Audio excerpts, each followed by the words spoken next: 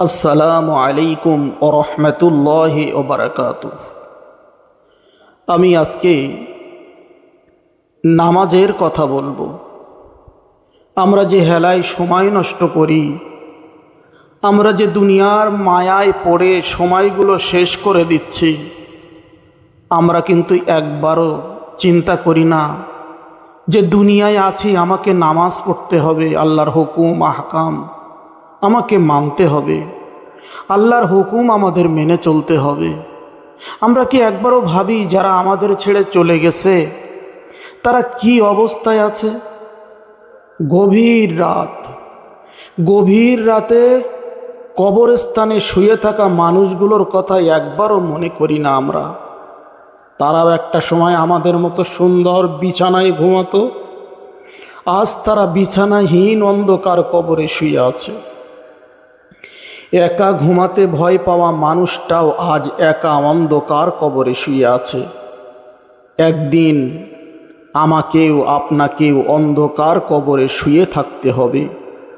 ভাবলেই কান্না চলে আসে, কিভাবে অন্ধকার কবরে থাকব সারাটি জীবন। হে আল্লাহ, আপনি আমাদের সবাইকে মাফ করুন। এই বলে আমরা সর্বদাই যেন আমার আল্লাহর কাছে দোয়া চাই।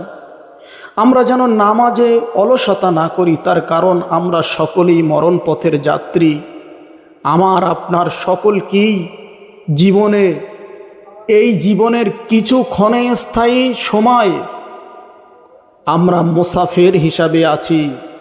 এই মুসাফির খানা থেকে আমাদেরকে বিদায় নিতে হবে। আমরা একবারও ভাবি না যে আমরা মরে যাব, আমরা মারা যাব।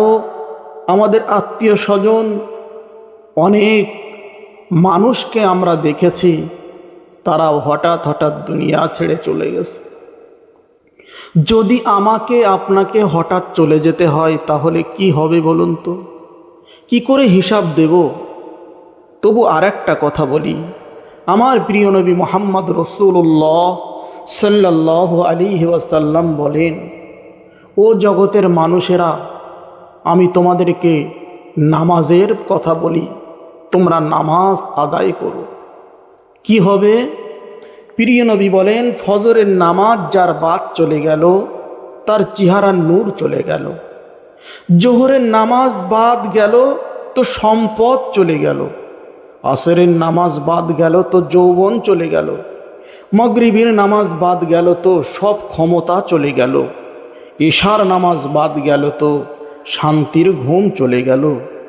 সকল ভাই ও মুসলমান মোমেন সকলের কাছে অনুরোধ, ভিডিওটা বেশি বেশি করে শেয়ার করবেন।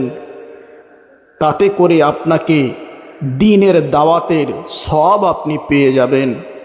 আমিন। মিল্লাত টিভি 7।